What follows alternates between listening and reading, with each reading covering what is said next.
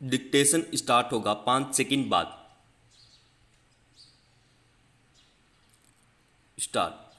सरकार ने जमा बीमा एवं ऋण गारंटी निगम यानी DICGC अधिनियम में संशोधन कर बैंकों के डूबने या उन पर किसी प्रकार का प्रतिबंध लगाने की स्थिति में ग्राहकों को 5 लाख रुपए तक की जमा राशि वापस दिलाने की गारंटी सुनिश्चित की है।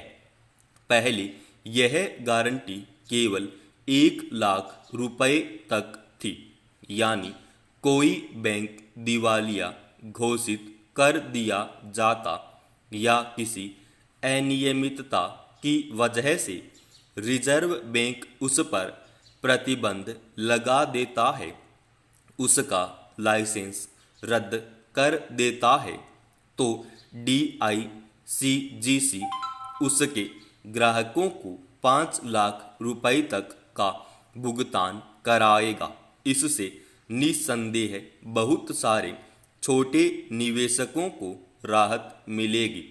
पंजाब एवं महाराष्ट्र बैंक के डूबने के बाद बहुत सारे निवेशकों का भविष्य अंधकारमय हो गया था।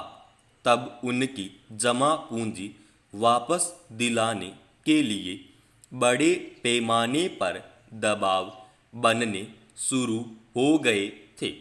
तभी सरकार ने 1 लाख रुपए की गारंटी के बावजूद उन ग्राहकों को 5 लाख रुपए तक देने का आदेश दिया था। उसके बाद यस बैंक और लक्ष्मी विलास बैंक भी संकट में आ गए थे।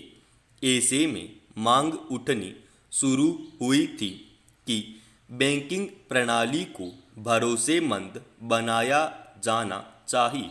उस भरोसे की बहाली की दिशा में यह एक बड़ा कदम माना जा सकता है। हालांकि किसी भी देश में बैंकों का दिवालिया होना, डूब जाना अर्थव्यवस्था के लिहाज से अच्छा संकेत नहीं माना जाता, इसलिए सरकारें उन्हें उबारने का भरसक प्रयास करती हैं। मगर भारत के सहकारी बैंकों में बड़े पैमाने पर अनियमितताएं देखी जाने लगी हैं। वे कई बार रिजर्व बैंक के नियम कायदों की अनदेखी करते हुए भ्रष्टाचार को पोषते देखे जाते हैं।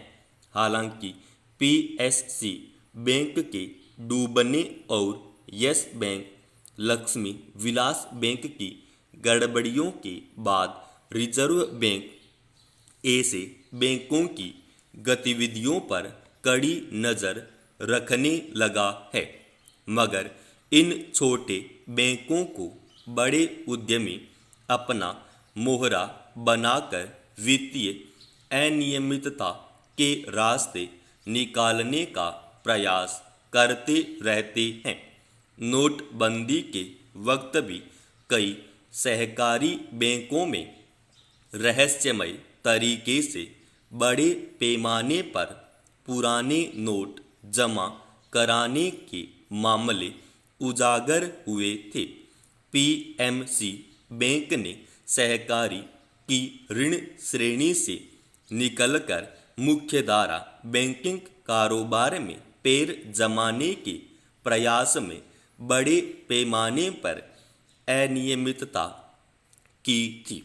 यस बैंक भी कुछ बड़े कारोबारियों की साजिशों का शिकार हुआ था। इसलिए रिजर्व बैंक की कड़ी निगरानी के बावजूद सहकारी और छोटे बैंक अभी पूरी तरह सुरक्षित नहीं माने जा सकते।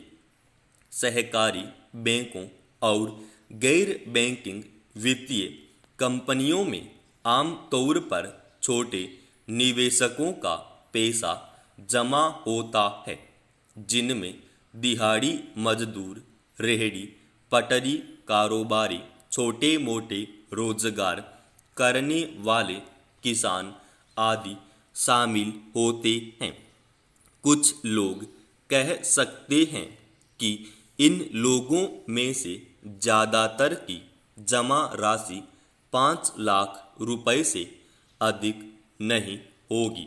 बैंक के डूबने पर अब उन्हें चिंता करने की जरूरत नहीं है, मगर इन वर्गों में भी बहुत सारे लोग ऐसे हो सकते हैं जिनकी जमा राशि 5 लाख से अधिक होगी और वह उनके खून पसीने की कमाई होगी। उस कमाई का डूब जाना किसी भी रूप में उनसे सहन नहीं होगा। इसलिए इस गारंटी के साथ साथ बैंकों की विश्वसनीयता बनाने की जरूरत फिर भी बनी हुई है। ग्राहकों के पैसे डूबने का खतरा केवल छोटे बैंकों में नहीं है, बड़े बैंकों में भी इंटरनेट आदि माध्यमों से धोखाधड़ी के मामले रोज आते हैं। उनमें से बहुतों का निपटारा नहीं हो पाता। इसलिए पूरे बैंकिंग प्रणाली की सुरक्षा व्यवस्था पुख्ता और भरोसेमंद बनाने की आवश्यकता है। समाप्त।